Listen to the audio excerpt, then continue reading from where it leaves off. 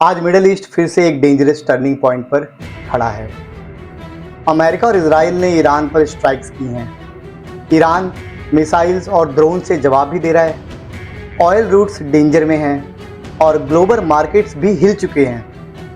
Experts warn कर रहे हैं कि अगर ये कॉन्फ्लिक्ट पूरे रीजन को एक बड़ी वॉर में धकेल सकता है।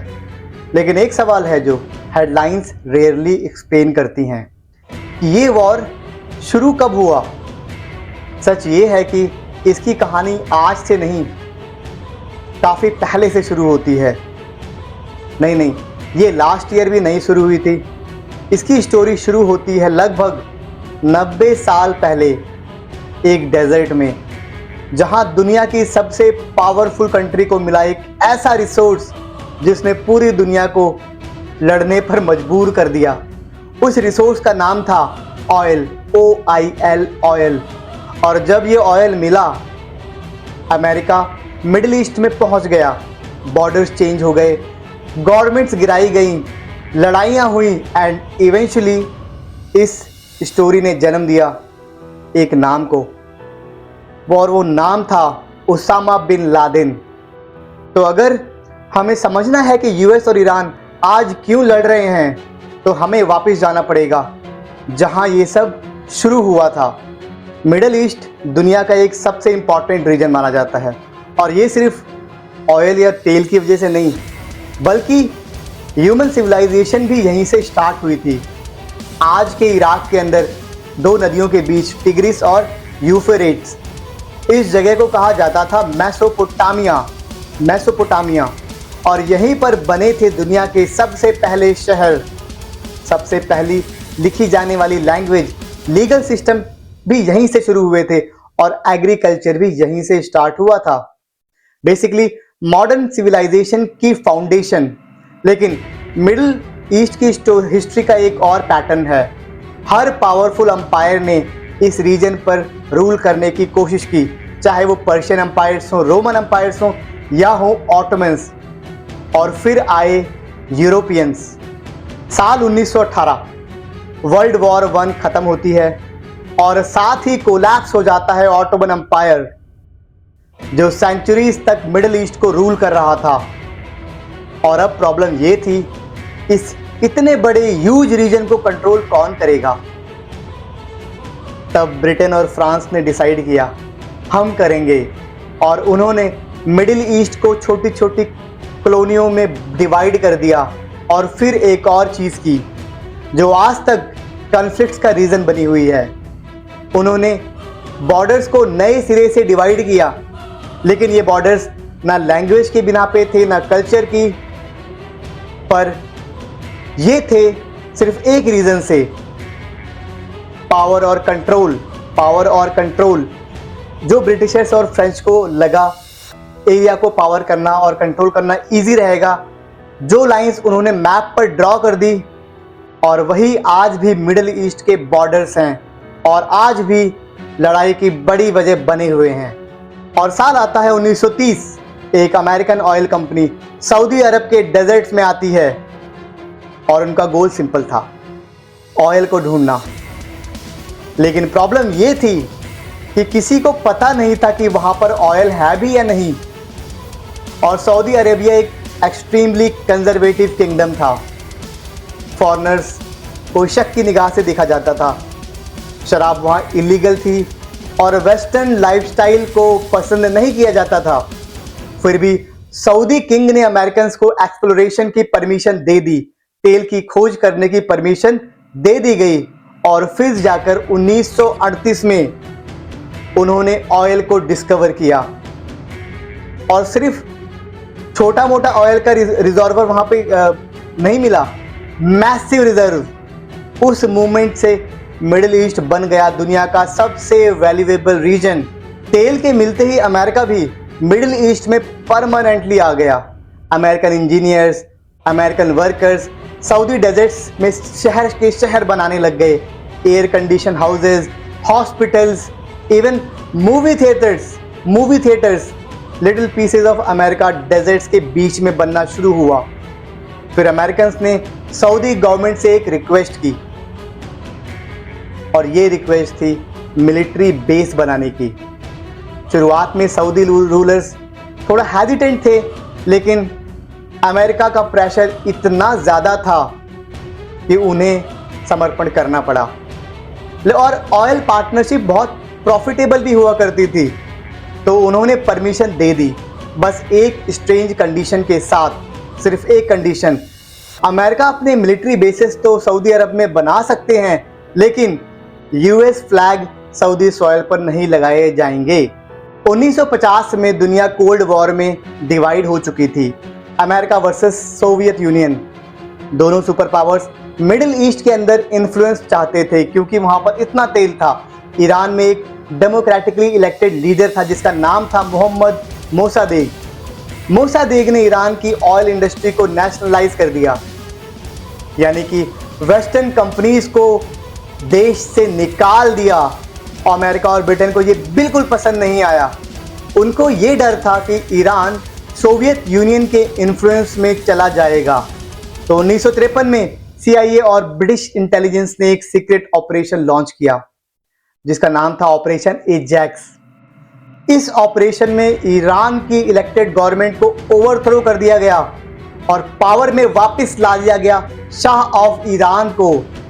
और ये Shah of Iran pro America था, लेकिन ईरानियन लोगों के लिए ये डेमोक्रेसी का दी एंड। और यही मूवमेंट फ्यूचर में यूएस ईरान हॉस्टिलिटी का फाउंडेशन बन गया, जो आज तक जारी है। 1948 में मिडिल ईस्ट में एक और मैसिव चेंज आया, इजराइल का क्रिएशन। वर्ल्ड वॉर 2 के बाद ज्यूइश होमलैंड बनाने का प्रेशर था, तो यूएन ने प्लान बनाया। फलस्तीन को डिवाइड करके 2 स्टेट्स में बांट दिया गया, एक था ज्यूइश स्टेट और दूसरा था अरब स्टेट। लेकिन ग्राउंड रियलिटी बहुत ही ज़्यादा कॉम्प्लिकेटेड थी। थाउजेंड्स ऑफ पैलेस्टीनियंस उन एरियाज में रह रहे थे जो यूनाइटेड नेशंस ने इजराइल को सौंप दिया था, और जिसका रिजल्ट लड़ाइयाँ, वॉर्स। इजराइल और उसके सराउंडिंग अरब कंट्रीज के बीच 3 मेजर वॉर्स हुई, 1948 में, 1967 में, 1973 के अंदर मल्टीपल वॉर्स हुए उस ज़मीन को लेकर। अमेरिका ग्रेजुअली इजराइल का बिगेस्ट सपोर्टर बन गया। अमेरिका इजराइल की मदद करने लगा पैसों से, वेपन्स के द्वारा, और हर तरह की मिलिट्री सपोर्ट अमेरिका इजराइल को प्रोवाइड करने लगा। और इस डिसीजन का इम्पैक्ट पूरे रीजन में फील होने लगा। और तब साल आता है 1973, अरब इजराइल वॉर चल रही थी। अमेरिका ओपनली इजराइल को सपोर्ट कर रहा था। अरब ऑयल प्रोड्यूसिंग कंट्रीज ने डिसाइड किया ऑयल को एक वेपन की तरह यूज किया जाए। उन्होंने अमेरिका और वेस्टर्न कंट्रीज को ऑयल सप्लाई बिल्कुल रोक दी, और जिसका रिजल्ट हुआ तेल की कमी, fuel shortages in the western countries. Gas stations पर लॉन्ग लाइंस लगने लगी, और वेस्टर्न कंट्रीज की जितनी भी इकोनॉमीज थी उनके अंदर क्राइसिस हो गया। और उस मोमेंट में दुनिया को ये समझ में आया, ऑयल सिर्फ एक फ्यूल ही नहीं, ऑयल एक पावर भी है। 1970 और 80 के बीच में सऊदी अरेबिया में एक यंग मैन ग्रो अप हो रहा था, और उसका नाम था ओसामा बिन लादेन। उसके फादर सऊदी अरेबिया के बिगेस्ट कंस्ट्रक्शन टाइकून थे। बहुत ही एक्सट्रीमली रिच फैमिली से ताल्लुक था उनका, लेकिन ओसामा को वेस्टर्न इन्फ्लुएंस बिल्कुल भी पसंद नहीं आया। 1980 के दशक में सोवियत यूनियन ने अफगानिस्तान इन्वेड किया। थाउजेंड्स ऑफ फाइटर वहां जिहाद फाइट करने गए। ओसामा भी उनमें से एक था। और इंटरेस्टिंग ट्विस्ट ये था कि अमेरिका सीक्रेटली उन फाइटर्स को सपोर्ट कर रहा था। अमेरिका उनको वेपन्स प्रोवाइड करता था, अमेरिका उनको पैसे प्रोवाइड करता था, ट्रेनिंग प्रोवाइड करता था, जिसका गोल सिंपल था, सोवियत यूनियन को डिफीट करना। और आगे चलकर सोवियत अफगानिस्तान से विड्रॉ हो गए। लेकिन एक अनइंटेंडेड कंसिक्वेंसेस रह गया, बैटल हार्डेंड फाइटर्स और एक आइडियोलॉजी। साल 1990 के अंदर इराक के डिक्टेटर सद्दाम हुसैन ने कुवैत पर हमला किया। सऊदी अरेबिया को डर था कि नेक्स्ट टारगेट अब वो हो सकता है। ओसामा बिन लादेन ने सऊदी रूलर्स को ऑफर दिया, मेरे फाइटर्स किंगडम को डिफेंड करेंगे। सऊदी गवर्नमेंट ने मना कर दिया। इंस्टेड उन्होंने अमेरिका को इनवाइट किया। यूएस ने 37 कंट्रीज की कोएलिशन बनाई, 37 कंट्रीज की कोएलिशन बनाई और सद्दाम की आर्मी को डिफीट कर दिया। लेकिन यूएस ट्रूप्स सऊदी अरेबिया में ही रह गए और ये ओसामा बिन लादेन के लिए बिल्कुल ही अनएक्सेप्टेबल था। इस्लाम की होलीएस्ट लैंड में अमेरिकन सोल्जर्स, उसने अमेरिका के अगेंस्ट वॉर डिक्लेयर कर दी। ओसामा बिन लादेन ने क्रिएट किया एक टेररिस्ट ऑर्गेनाइजेशन जिसका नाम रखा अल कायदा, जिसका गोल था वेस्टर्न पावर्स को मिडिल ईस्ट से निकालना। और फिर दिन आता है 11 सितंबर 2001। अल कायदा ने अमेरिका पर अटैक किया। Hijacked planes World Trade Center पर क्रैश कर दिए गए और जिसमें 3000 इनोसेंट लोग मारे गए। अमेरिका ने रिस्पॉन्स भी किया in the name of war on terror. Afghanistan के अंदर इन्वेजन, इराक के अंदर इन्वेजन और मिडिल ईस्ट में अमेरिकन मिलिट्री प्रेजेंस और भी डीप होती चली गई। आज अमेरिका और ईरान के रिलेशंस बहुत ही सालों से हॉस्टाइल हैं और रीजन भी बहुत सारे हैं। 1953 का कूप, 1979 की Iranian revolution, hostage crisis, sanctions और प्रॉक्सी वॉर्स। आज मिडिल ईस्ट में मल्टीपल कॉन्फ्लिक्ट चल रहे हैं जहां ईरान और अमेरिका इनडायरेक्टली अपोज करते हैं एक दूसरे को। सीरिया के अंदर, इराक के अंदर, लेबनान के अंदर, यमन के अंदर और सबसे डेंजरस फ्लैश पॉइंट है पर्शियन गल्फ।